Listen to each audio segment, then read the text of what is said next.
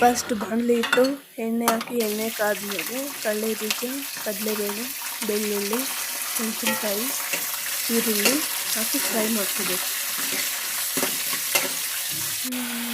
Soft ಆಗೋವರೆಗೂ fry ಆದಮೇಲೆ tomato, ನಾನು ಜಾಸ್ತಿನೇ ಹಾಕ್ಕೊಂಡಿದ್ದೀನಿ ಟೊಮೊಟೊ. ನಿಮ್ಗೆ ಎಷ್ಟು ಬೇಕು ಅಷ್ಟು ಹಾಕ್ತೀನಿ. ನಾನು ನೀರು ಹಾಕ್ದಿರ ಟೊಮೊಟೊ ಗೊಜ್ಜು ಮಾಡ್ತೀನಿ, ಬರೀ ಟೊಮೊಟೊದನ್ನು ಮಾಡ್ತೀನಿ. ರುಚಿಗೆ ತಕ್ಕಷ್ಟು ಉಪ್ಪು ಹಾಕಿ ಕ್ಲೋಸ್ ಮಾಡಿ.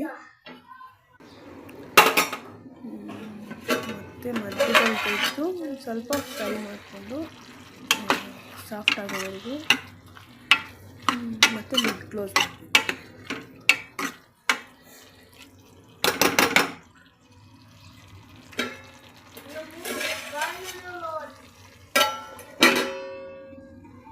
ಇದು ಈಗ ಸ್ವಲ್ಪ ಅಚ್ಚ ಖಾರದ ಪುಡಿ 1 ಸ್ಪೂನು ಹಾಕಿ ಮಿಕ್ಸ್ ಮಾಡಿ. ಮಿಕ್ಸ್ ಆಯ್ತಲ್ಲ, ಪ್ಲೇಟ್ ಮುಚ್ಚಿ ಅದು ಸ್ವಲ್ಪ ಬೇಯಕ್ಕೆ ಬಿಡೋಣ. ಅಷ್ಟರಲ್ಲಿ ನನ್ನ ಮಗನಿಗೆ ಸ್ಕೂಲ್ ಟೈಮ್ ಆಯಿತು. ಅವನಿಗೆ ಸ್ವಲ್ಪ ಅನ್ನ ಹಾಕಿ ಸಾಕಾ ಗೊಜ್ಜೇನು ಆಯ್ತಲ್ಲ, ಇನ್ನು ಟೊಮೆಟೊ ಗೊಜ್ಜು ಆಯಿತು.